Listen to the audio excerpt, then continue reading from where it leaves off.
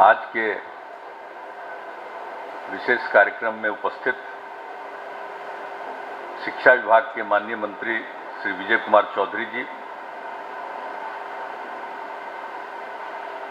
पटना विश्वविद्यालय के माननीय कुलपति श्री गिरीश कुमार चौधरी जी,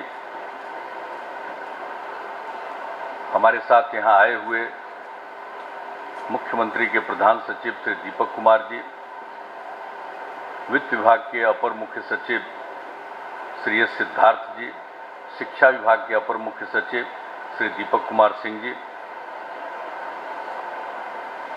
राष्ट्रीय उच्च स्तर शिक्षा अभियान के उपाध्यक्ष श्री कामेश्वर झा जी,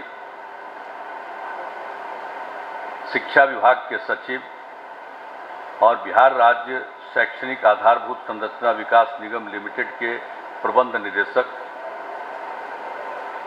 श्री असंगवा चुबा आओ जी, मगध महिला कॉलेज की प्राचार्य श्रीमती नविता कुमारी जी, मुख्यमंत्री के ओएसडी श्री गोपाल सिंह जी, पटना विश्वविद्यालय के कुल सचिव कर्नल कामेश कुमार जी, नालंदा खुला विश्वविद्यालय के माननीय कुलपति श्री केसी सिन्हा जी, पाटलिपुत्र विश्वविद्यालय के माननीय कुलपति श्री आर के सिंह जी, इस कार्यक्रम में उपस्थित विभिन्न महाविद्यालयों के प्राचार्यगण, शिक्षकगण, विशिष्ट अतिथिगण, इस कार्यक्रम में उपस्थित छात्राएं, प्रिंट एवं इलेक्ट्रॉनिक मीडिया के पत्रकार मित्रों, छायाकार बंधुओं और इस कार्यक्रम में उपस्थित बहनों एवं भाइयों, आज के इस विशेष कार्यक्रम में मैं सबसे पहले आप सब लोगों का अभिनंदन करता हूं। और आज मुझे खुशी है कि आज छात्रावास के उद्घाटन का अवसर मिला है। यहाँ पर आने का मौका 2019 में 2 बार लगा और जब पहली बार ही हम आए थे तो उसी समय यहाँ के जो छात्रावास हैं उसकी खराब स्थिति के बारे में छात्राओं ने बताया था और उसी समय ये हम लोगों ने सोचा कि यहाँ के लिए कुछ बेहतर करना चाहिए। और जो मगध महिला कॉलेज है ये बहुत ही महत्वपूर्ण है, पटना विश्वविद्यालय का तो अंग है ही और इसका एक विशेष महत्व है। और जो छात्राएं हैं उनके आवास के लिए जो यहाँ पर व्यवस्था की गई है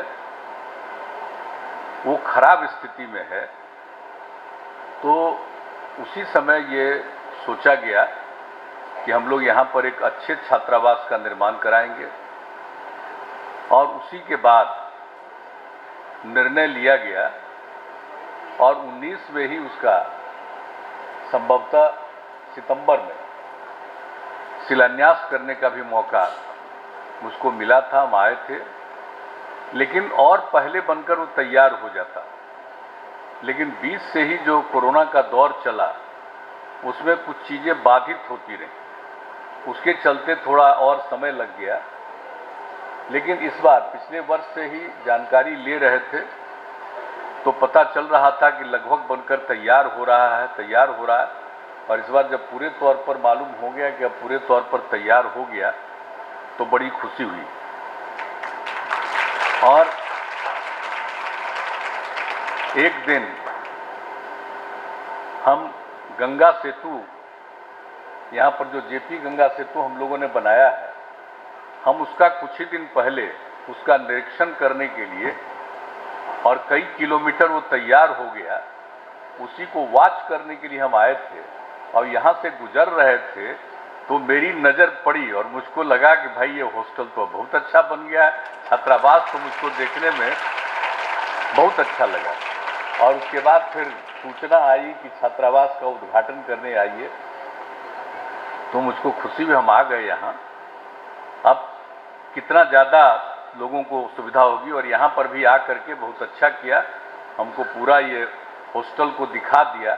नीचे से ऊपर जा करके हम लोगों ने देख लिया और बहुत अच्छा है। और उसके बारे में तो पूरी जानकारी दे दी। हर कमरे में 3 छात्राओं के रहने का व्यवस्था है, इंतजाम है। और जितना हो गया तो काफ़ी बड़ी संख्या में, और जो पहले वाले जितने हैं उसमें से एक ही ठीक है और उसको भी अपडेट किया गया है तो वो रहेगा। और बाकी जो पुराने छात्रावास थे उनके रहने का अब कोई मतलब नहीं है, उसको तो ख़त्म करके, और जो छात्रावास में जो लड़कियां हैं वो सब आएंगी अब इस नए छात्रावास में। और अब जो मुझको बताया गया है कि लगभग 600 लोगों के रहने का इंतजाम हो गया है छात्राओं का, तो ये बहुत अच्छी बात होगी। सब लोग रहेंगी और ठीक ढंग से सारा सब कुछ जो इंतजाम कर दिया गया है, तो ये खुशी की बात है। इसलिए आज आ करके और देख करके, और जो लगा कि जो 19 में आए थे हम 2 बार, आज फिर आने का मौका मिला तो बड़ी खुशी हुई। और बहुत अच्छे ढंग से इसका संचालन करिए। और सब लोग आकर के, अपर मुख्य सचिव भी शिक्षा विभाग के आए हुए हैं, हमने डीएम को भी कहा सारा सब कुछ देखते हुए, ताकि सब कुछ और यहाँ के लिए और किसी तरह की कोई दिक्कत न रहे, इस बात का ख्याल रखना चाहिए। और अभी जो प्राचार्य महिला महाविद्यालय की अब बोल रही थी, जिन लोगों ने जो कहा कि साइंस कॉलेज जिसमें लेबोरेटरी की सुविधा हो और परीक्षा भवन और ऑडिटोरियम का निर्माण कराया जाए, 2 मांग इन्होंने किया है। तो अभी तो यहाँ पर बैठे हुए सब हैं, मंत्री जी भी बैठे हुए हैं, अपर मुख्य सचिव भी बैठे हुए हैं। अरे भाई, जब अभी मांग कर दी, एक बार जब यहाँ मांग किया तो हम लोगों ने छात्रावास का निर्माण किया, और आज जब हो गया तो आज ये मांग कर रही है तो इसको भी पूरा करवा दीजिएगा। और आपको हम क्या कहें, हम जब पहले भी आए हैं तब बता चुके हैं, तो उस समय वाले सब लोग तो सुने ही होंगे। तो इसका तो बहुत लगाव, हम लोग पटना यूनिवर्सिटी में ही पढ़े हैं, इंजीनियरिंग कॉलेज में, तो और बाकी एक एक चीज़ के बारे में जानते थे। और फिर इस कॉलेज के साथ तो जो पूरा रिश्ता है, मेरे परिवार का भी रिश्ता है। वहाँ से मेरी छोटी बहन यहाँ पढ़ी है, और अब तो मेरी पत्नी नहीं रही, लेकिन वो भी यहीं पढ़ती थी। तो इस सब चीज़ को हम तो यहाँ के बारे में, और उस समय जब हम लोग आते जाते देखते रहे हैं, इसलिए इन सब चीज़ों के बारे में तो शुरू से जानकारी है। और जब पटना यूनिवर्सिटी में थे तभी से जानकारी है। लेकिन इसके बाद अगर यहाँ काम करने का मौका मिला, और वहाँ के बारे में आप लोगों ने जो बातें कही, तो यहाँ पर करने का मौका मिला। और इसी स्थल पर पहले भी आकर के आप लोगों के साथ शामिल होकर के मीटिंग में आने का मौका मिला, ये खुशी की बात है। और आज मुझे बड़ी प्रसन्नता हो रही थी कि आप लोगों ने पूरी की पूरी बात बताई कि आखिरकार क्या किया जा रहा है। आप सबको मालूम है कि हम लोगों को जब से मौका मिला है तो हमने लड़कियों की शिक्षा के लिए जो काम शुरू किया है, पहले लड़कियां कम पढ़ती थी, तो हम लोगों ने पोशाक योजना और साइकिल योजना की जो शुरुआत कराई थी। जब मेरा पहला टेन्योर था, 9वें क्लास में जो भी लड़की पढ़ेगी उस सब के लिए साइकिल योजना। तो यहाँ पटना शहर में भी लड़की साइकिल पर नहीं चलती थी, लेकिन जब साइकिल योजना हुई और कुछ लोगों ने मेरी आलोचना की कि लड़कियों को साइकिल दे रहे हैं, उसको नुकसान होगा, कोई तंग करेगा। हमने कहा कोई किसी को तंग नहीं करेगा, क्योंकि हर परिवार की लड़की पढ़ेगी और सबको साइकिल मिलेगा, और कहीं एक दुर्घटना नहीं हुई। और कितनी खुशी हुई लड़कियों को स्कूल में पढ़ने में, जब वो किया गया, सारा कुछ किया गया। तो एक एक काम जो हम लोगों ने उस समय से शुरू कराया, और सबके लिए और लोगों को आगे बढ़ाने के लिए जो कुछ भी कर दिया हम लोगों ने, ये सब आप सब लोग जानते ही हैं कि लड़कियों को आगे बढ़ाने के लिए। और आप जानते ही हैं कि हम लोग तो विशेष तौर का अभियान चला रहे हैं ना। अब बिहार की जो आबादी जो बढ़ी हुई है, कितना ज़्यादा प्रजनन दर है। अब आबादी बहुत ज़्यादा है, क्षेत्रफल कम है। अब यहाँ पर जो कुछ भी होता था उसका भी हम लोगों ने अध्ययन किया कि अगर लड़कियाँ पढ़ेंगी तो ये दर घटेगा। और जब हम लोगों को काम करने का मौका मिला था तो प्रजनन दर था 4.3, अब घट करके 3 पर पहुंचा, उसको हम लोग 2 पर पहुंचाने वाले हैं। और लड़कियों की शिक्षा के लिए ये सारा इंतजाम चारों तरफ, और कितना हम लोग प्रमोट करते हैं। 18 में तो हम स्कीम बनाए, उसमें कहा कि जब इंटर पास करेगी तो 10,000 रुपया और ग्रेजुएशन कर लेगी तो 25,000 रुपया। लेकिन अब इस बार जब मौका मिला तो 7 निश्चय 2 हमने शुरू किया है, और उसमें कह दिया कि अब इंटर पास करेगी तो 25,000 रुपया और ग्रेजुएट हो जाएगी तो 50,000 रुपया हम लड़कियों के लिए करेंगे, ताकि ये सब काम, इसलिए कि खूब तेजी से लड़कियां पढ़ें। तो हम लोगों ने काम किया है, इसलिए अब उसको देखते हुए सब तरह का व्यवस्था, और मेडिकल में और इंजीनियरिंग में भी आपको मालूम है कि हम लोगों ने न्यूनतम 35% का आरक्षण कर दिया कि कम से कम उतना लड़कियों का, और उसको धीरे धीरे और बढ़ाना। और जब हम लोग पढ़ते थे इंजीनियरिंग कॉलेज में तो एक लड़की नहीं पढ़ती थी। क्या स्थिति थी हम लोगों के अपने उस टाइम में, कितना खराब लगता था। और कोई भी महिला आ जाती थी तो सब लोग खड़ा होकर महिला को देखने लगता था। यह स्थिति थी हम लोगों के समय की बात। अब उसके बाद आप देख लीजिए कि अब कितना इंजीनियरिंग में और मेडिकल में अब कितनी लड़कियां पढ़ रही हैं। इसलिए अब इसमें काफी विकास हुआ है, और हम लोगों के लिए तो खुशी की बात है कि आज अब आप लोगों ने कह दिया कि भाई करेंगे, और हम लोग तो पूरा का पूरा काम कर रहे हैं। हम लोग तो देख ही रहे हैं कि एक एक चीज के लिए महिलाओं की ही मांग थी, तभी तो हम लोगों ने शराबबंदी लागू किया, और उसके बाद फिर दहेज प्रथा और बाल विवाह के खिलाफ भी अभियान शुरू किया। और इस साल और पिछले साल से भी हमने शुरू करके जो शुरू किया है समाज सुधार अभियान, एक तो दहेज प्रथा और बाल विवाह, इसको लेकर के भी लोगों के बीच में काफी तेजी से ताकि हो। अब लड़की को शादी करने के लिए कोई दहेज लेगा, इससे बढ़कर के तो कोई फालतू चीज है ही नहीं। अरे शादी होगी तभी ना बाल बच्चा होगा।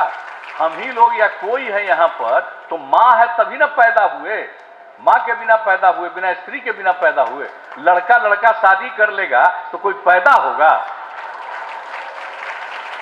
तो आप बताइए, शादी करते हैं तो आपको बाल बच्चा होता है, और उससे शादी करने के लिए आप दहेज लीजिएगा।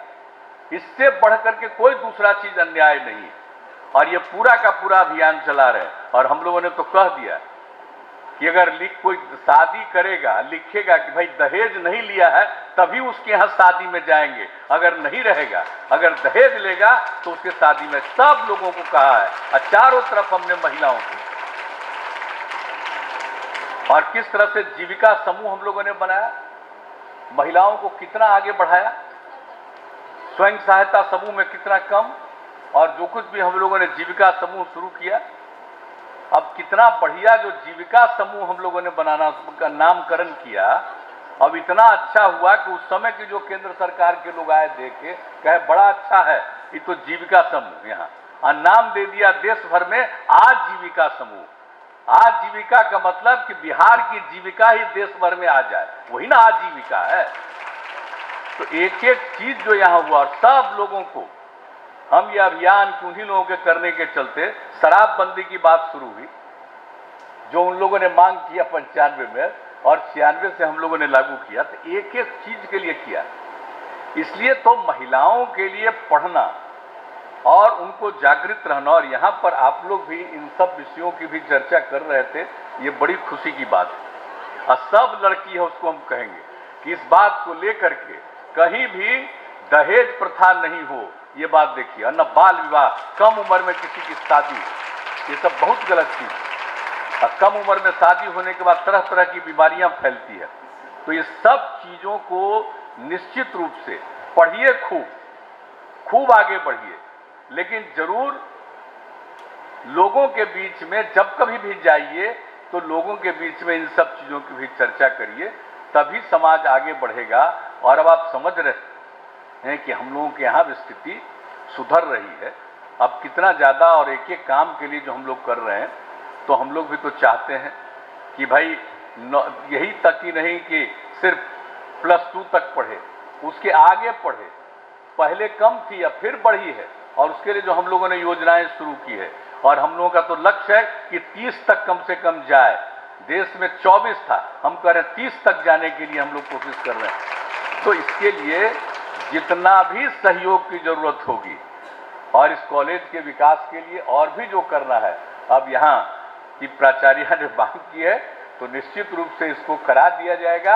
आप लोगों को भी और इसको ठीक ढंग से और खूब बढ़िया से पढ़िए, और आपस में एकदम बिल्कुल प्रेम का भाव रखिए, और समाज में भी सबको उपदेश दीजिए कि ठीक ढंग से रहो, एक दूसरे के प्रति प्रेम का भाव रखो और ठीक ढंग से काम करो। ये सब लोगों को कहिएगा, यही हमारा आग्रह है। और खूब आगे बढ़िए, खूब पढ़िए। आप जितना आगे बढ़िएगा उतना ही तेजी से बिहार आगे बढ़ेगा, और वह भी देश के विकास में योगदान करेगा। इसलिए आज के अवसर पर आकर के आप लोगों के बीच में बहुत खुशी हुई, और जो मुझे व्यक्तिगत प्रसन्नता हुई कि उस दिन की जो मांग है आज हुआ, और उसके उद्घाटन करने का अवसर मिला, ये मुझे बहुत खुशी हुई है। इसलिए मैं आप सब लोगों को हृदय से धन्यवाद देता हूं, और इतना मैं आश्वस्त करता हूं कि जब तक हम हैं तब तक सबके विकास के लिए और कल्याण के लिए ही हम काम करते रहेंगे। दूसरा मेरा मकसद नहीं रहता है।